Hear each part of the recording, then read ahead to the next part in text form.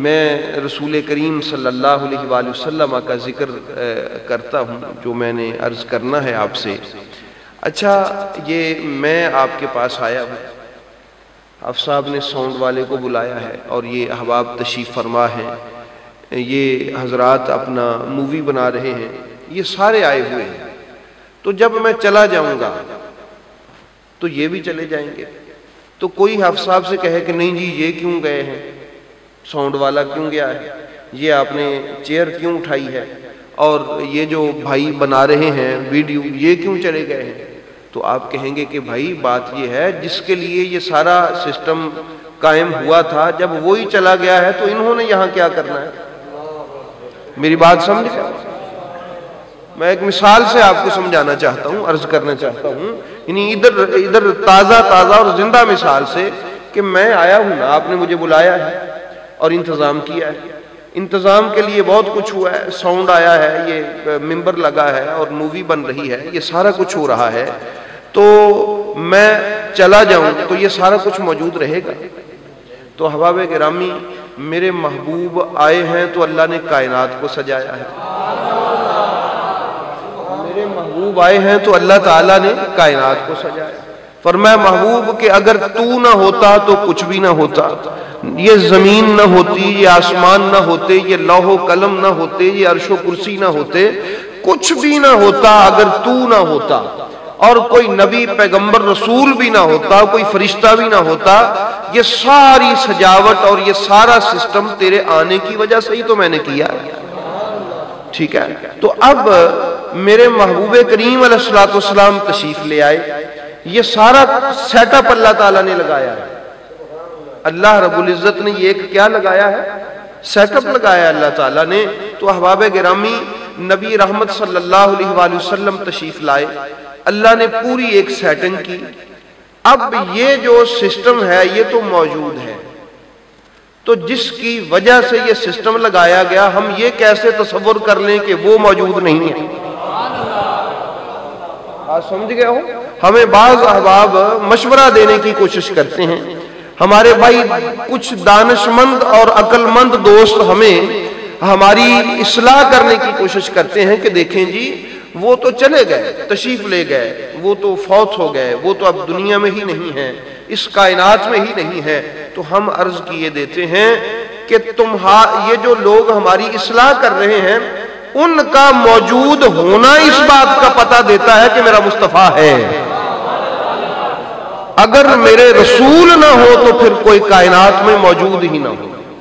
ہم پچھلے دنوں بھی ادھر طیب بھائی کے پاس میں بیٹھا تھا تو وہاں بھی یہی بات عرض کر رہا تھا، وہاں بھی یہی بات ہو رہی تھی۔ اللہ نے فرمایا کل من علیہا فان ویبقا وجہ ربک ذو الجلال والاکرام، کہ ہر چیز کو فنا ہے، کوئی چیز باقی بچنے والی نہیں ہے۔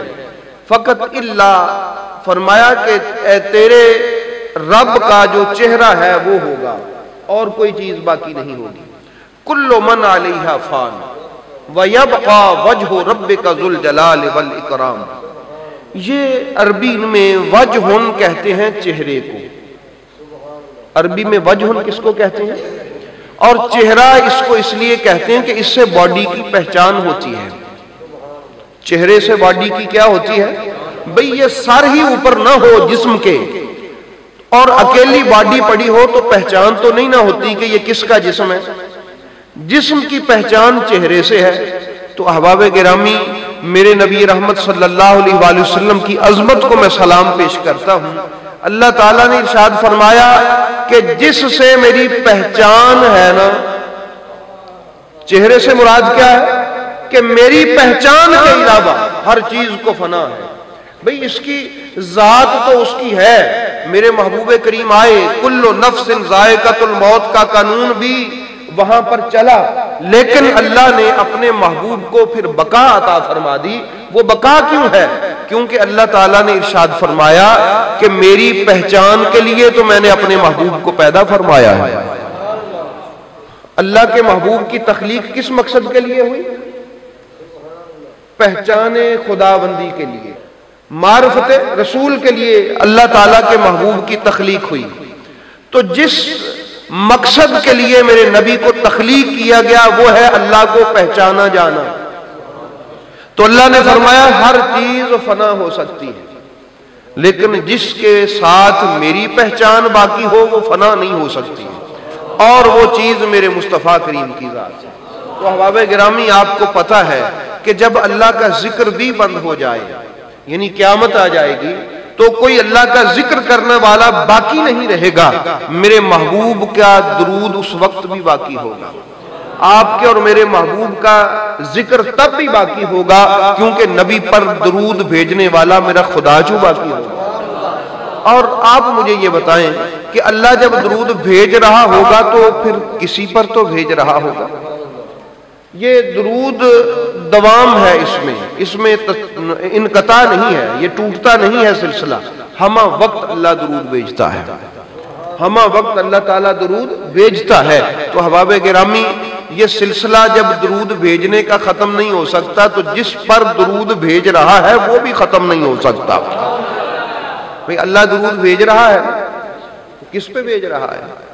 جو لوگ ہمیں مشورہ دینے کی کوشش کرتے ہیں کہ وہ جی چلے گئے ہیں, وہ تو موجود ہی نہیں ہے, تو اللہ کا درود پھر کہاں جا رہا ہے؟ وہ جس ذات پہ اللہ کا درود جا رہا ہے نا وہی ذات ہے جس کا ہم میلاد مناتے ہیں, جس کے ہونے کی باتیں کرتے ہیں, جس کی موجودگی کی باتیں کرتے ہیں. تو اس لیے احباب گرامی میرے محبوب کریم رؤوف الرحیم صلی اللہ تعالی علیہ وآلہ وسلم, اچھا ہمارے وہ دوست بڑے سیانے ہیں, وہ سیرت مصطفیٰ کی بات بھی ہمیں کرنے کی کوشش کرتے ہیں. بھئی آپ سیرت مصطفیٰ کی بات کریں, ہم کہتے ہیں بھی بالکل ٹھیک ہے سیرت مصطفیٰ کی ہم بات کرتے ہیں لیکن جو سیرت مصطفیٰ وہ سکھاتے ہیں وہ والا کون سی ہے؟ نبی پاک علیہ السلام بڑے سادہ سے تھے اور ان کے حالات بھی کچھ ٹھیک نہیں تھے.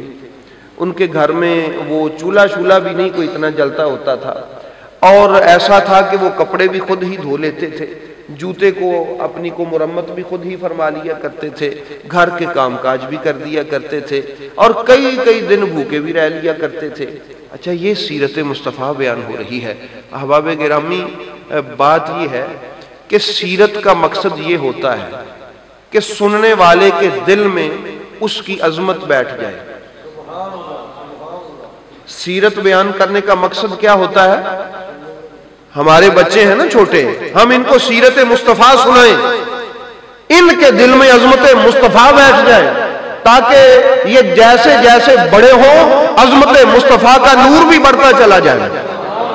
اب مجھے آپ یہ بتائیں کہ جب ہم یہ اپنے بچوں کو بھی سیرت تو وہ تو ہے, اور یاد رکھیں ہمارے علماء فرماتے ہیں یہ سیرت ایک انسان کامل کی ہے کہ وہ خود کام کر لیتے تھے, وہ کئی دن کھانا بھی نہیں کھاتے تھے, پکاتے بھی نہیں تھے, جوتا بھی مرمت فرما لیتے تھے. ایز اے نبی انسان کامل کہ اتنا بڑا انسان اور اتنا بڑا منصب ہونے کے باوجود, کمال رکھنے کے باوجود بھی میرے نبی کی عادات کریمہ یہ ہیں. بھئی مجھے یہ بتائیں کہ ہم اپنی نسل کو اگر یہ بتائیں کہ میرے نبی کے گھر میں تو تین دن چولہا نہیں چلتا تھا تو ان کے دل میں عظمت مصطفیٰ کیا بیٹھے گی؟ ہم کہتے ہیں کہ آؤ ہم سے سیرت مصطفیٰ کی بات سنو کو وہ کیسے سنائی جائے. ہم کہتے ہیں کہ سیرت کی بات سنانی ہے تو یوں سناؤ کہ میرے نبی کا, یہ نبی کی بات ہے. نبی کی سیرت تو یہ ہے کہ وہ چاہے تو انگلی کا اشارہ کرے تو چاند کو ٹکڑے کر دے. بات سمجھ گئے ہو؟ انگلی کا اشارہ کرے تو کیا کر دے؟ چاند کے ٹکڑے کر دے. بھئی نبی کی سیرت ہی سنانی ہے تو کچھ یوں سناؤ نا کہ اگر کوئی صحابی تھوڑی سی روٹیاں تھوڑا سا سالن پیش کر کے کہے کہ سونیا یہی ہے, میرے نبی فرمائے کہ آ جاؤ یہی میں سینکڑوں کو کھلا دیتا ہوں. بھئی ایسی سیرت بیان کرے نا جس سے عظمت مصطفیٰ کا پہلو اجاگر ہو, جس سے آنے والی نسلوں کو یہ میسج مل سکے کہ جو شان میرے مصطفیٰ کی ہے وہ کسی کی بھی نہیں ہے. بھی بات سمجھ گئے؟ یہ سیرت مصطفیٰ کا پہلو ہمیں اجاگر کرنا چاہیے. اور یہ بھی یاد رکھیں میرے نبی کا بھوکا رہنا یہ کوئی کسی مجبوری کی وجہ سے نہیں تھا. میرے پاک نبی کا کئی دن بھوکے رہنا اور پھر ہمارے بھائی کبھی کبھی وہ غزوہ خندق کی بات بھی سنا دیتے ہیں ہمیں کہ وہ جی پیٹ پہ پتھر باندھے ہوئے تھے، نبی نے 2 باندھے ہوئے تھے، وہ جی کھانا نہیں تھا۔ احباب گرامی، اللہ اور ہر موقع پہ اپنے نبی کی کوئی نہ کوئی پاور دکھانا چاہتا ہے۔ اصل میں یہ میسج نہیں سمجھ سکتے کہ یہ میسج کیا ہے۔ ہر موقع پہ اپنے انبیاء کی پاور شو کرتا ہے کہ بھئی صورتحال صحابہ کی کچھ یہ ہے کہ وہ بھی تو انسان ہی تھے نا۔ صحابہ کیا تھے؟ انسان تھے، اور میرے محبوب بھی انسان۔ لیکن قربان جاؤں، صورتحال یہ تھی کہ اگر کوئی چٹان آ جاتی ہے تو بھوک کے ساتھ صحابہ سے چوٹ نہیں پڑتی۔ بھوک لگی ہوئی ہے، چوٹ نہیں پڑتی، کوئی کاری ضرب نہیں لگ رہی، میرے نبی پاک کدال پکڑ کے مارتے ہیں تو پاش کر کے رکھ دیتے ہیں۔